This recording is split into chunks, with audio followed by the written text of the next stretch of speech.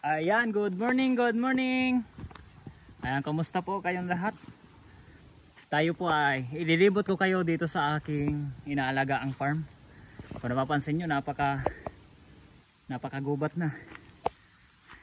Medyo ahonin nga pala po itong doon nang galing ako. Doon yung bahay namin. Dito po ako naglilinis. Bali doon ako una naglinis sa baba, tapos dito ako pupunta sa taas. Tinatabas ko yung mga damo. Kung napapansin nyo, marami pang matataas sa damo. Yung mga ganito yan, mga ipil-ipil.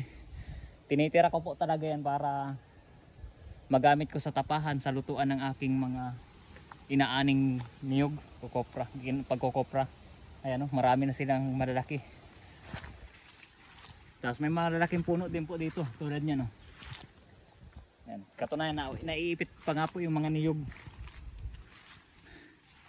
Yan, kwentuhan muna tayo dito sa aking farm ha. Dahil busy muna ang inyong lingkod, hindi makapagdagat. Kasi sobrang ulan, ngayon lang tumila. Sana'y maghapon ay uminit naman para matuyo-tuyo naman ang lupa. At sobrang putik na dito sa amin. Ayan o, ito po ititrim ko yan kapag okay na yung kinso na ipapadala sa atin. Dahil hindi na po yan maani. Ayan o, kung nakikita nyo, wala nang madaanan yung nagkakawit. Pag yun nasa part doon, hindi na siya hindi na madaanan ng pangkawit ng pang-ani na niyog. Dahil may sanga, ay di gagawin ko, titrimin ko yun dyan. Kasi bawal naman pumutol, patayin yung puno. Sayang din naman pati dahil ito'y bundok, bangin na yung kabila niyan, pupuntang dagat. Kaya dapat ay hindi putulin ang puno. Ano, sobrang dami pa po. Kung medyo gobat lang siya tingnan, pero hindi yan yung mga sukal na, yung mga walang pakinabang na damo. Ito yung mga ganito, yung mga damo talaga to. Bali ito yung nalinis ko na nung nakaraan linggo. Nung nagtag-ulan, sobrang bilis niya tumubo. Ayan. Pero yan, mayroon dito, pag linis ko ngayon, may ititira ako dyan mga pwedeng gamitin tulad nito. Minunga. Ito, ipil-ipil. Basta pag tuwid na puno ng ipil-ipil, aking itinitira. Hindi ko pinuputol dahil mapapakinabangan ko yan. Yun tulad ng isang punong yung malaki na mangunguna na naman sa nyug. Yan ang problema dyan, tuwid na tuwid siya, walang sanga dito sa baba. Kung paano ang pag-trim na gagawin ko. Buti kung meron tayo nung tulad sa ginagamit sa ibang bansa na hagdan.